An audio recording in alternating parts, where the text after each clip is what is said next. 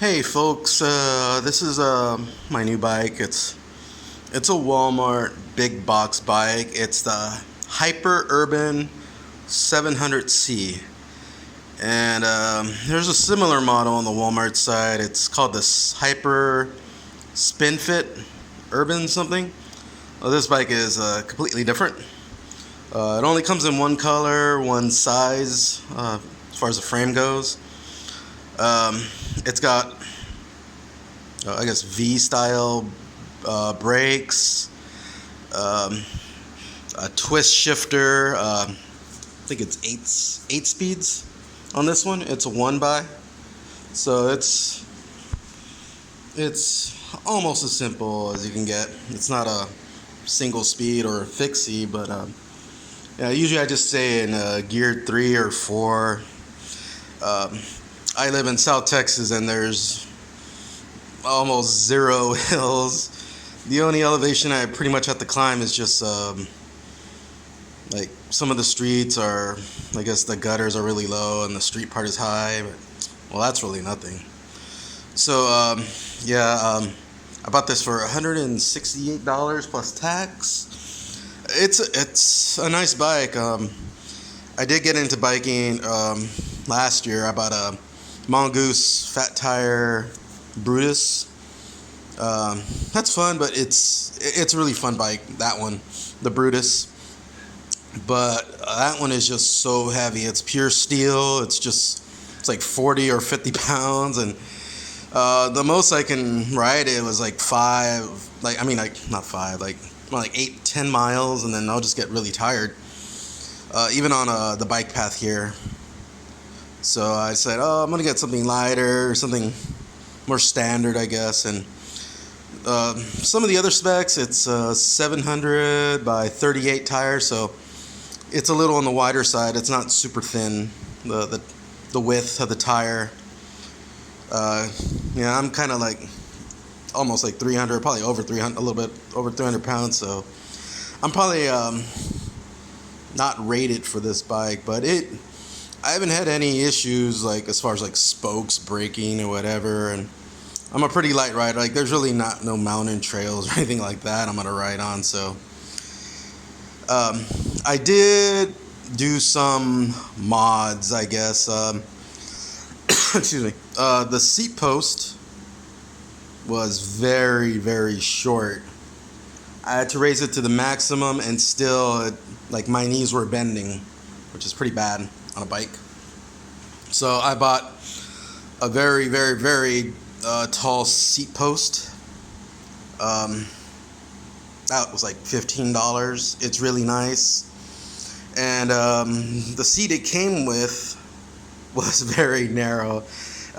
Pretty much every default seat on a bike is not gonna be, I guess, tailored for you as far as like width and where, like, I guess the nose of the seat, where it goes. You know, everybody has their personal preference. And this seat, I actually bought it for like like $10 or $15, but it's super comfortable.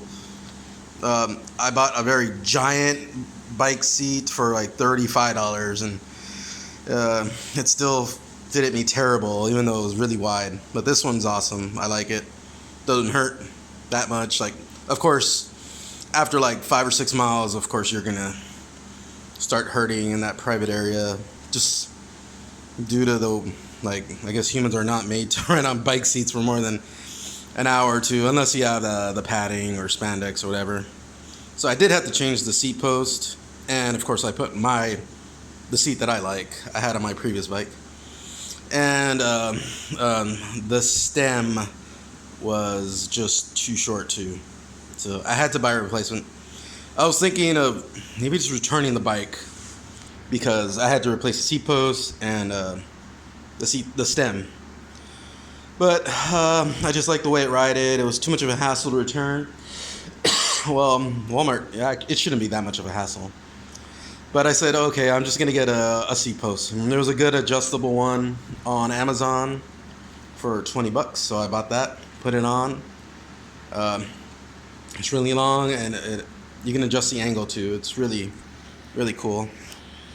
And and of course, I guess it's the same like for guitars and even high end guitars, and I guess bikes. Like if you don't buy it from a local bike shop, we have a few here in the city I'm in. It's not going to be tuned. It's not going to be perfectly tuned. It's not going to be rideable almost like half or more, more or half of the time. There's going to be some issues because it's in a box. It's coming from China or Taiwan, and those guys are just over there. They're just paid to do bikes by the hour. So some things just don't get adjusted. I ended up well, the assembly was easy. It was just a front tire and the stem, the seat post. It was easy. But I did have a local guy to adjust the derailleur and adjust the V brakes. That was like $40. Yeah, it's really nice now. Brakes on a dime. I have no problems gearing. Like I really don't gear that much. Like I stick to like 3 or 4, sometimes 2, because I live in really flat areas. And there was one particular issue that really kind of sucked. The first week I rode it, I kept on getting flats. So I figured, okay, I just maybe I just rode over a nail or one of those stickers. We call them stickers here. Other people call them goat heads. And I figured, okay, I'm just gonna buy some slime and I'll just put it in, and I did. And I put it in, and I kept on getting another flat. Like, what the heck is the problem? So my uncle, he did take the tire off, and he found like a lot of metal debris inside the actual rims, and he says that's what was causing the flats. Because I was being careful. I was riding on concrete, the street, actively avoiding anything sharp or branches. So yeah, if you buy this bike, or I guess any bike, from a big box store or even like a local store, make sure to check for debris inside the rim. You never know. It was a freak thing. It didn't happen to my other bike, the Mongoose, and that came from China or Taiwan also, and that one didn't have any issues as far as getting like constant flats. So yeah, just make sure to check for debris with your hand, with your fingers. Sand it off or just flick it off. So yeah, overall I like this bike. I'm gonna keep it as long as I can, and I was thinking of going for like to the local bike shop and buy like a $300, $400, maybe top $500 bike. But cycling, it's just a hobby, exercise. Maybe I'll evolve or need a better quality bike, but this does just fine. I've already ridden it maybe 100 miles so far. It's holding up really well. In that time, I've had to actually put more air. It's really hot right now, and sometimes I have to release air. All that standard stuff. But there's I guess another negative is they kind of like hype this up as an urban commuter bike, I guess. Well, I guess urban, I don't know. You think urban, you think commuter. You're going to go from one place to another every other day, every day. It didn't have the bolts to put a water cage on to securely, so I have to use this one with straps, and it's not ideal. Sometimes it just flops off to the side, which is annoying. I probably have to put some zip ties around the Velcro straps there. And I'll probably add maybe like a bike rack in the back.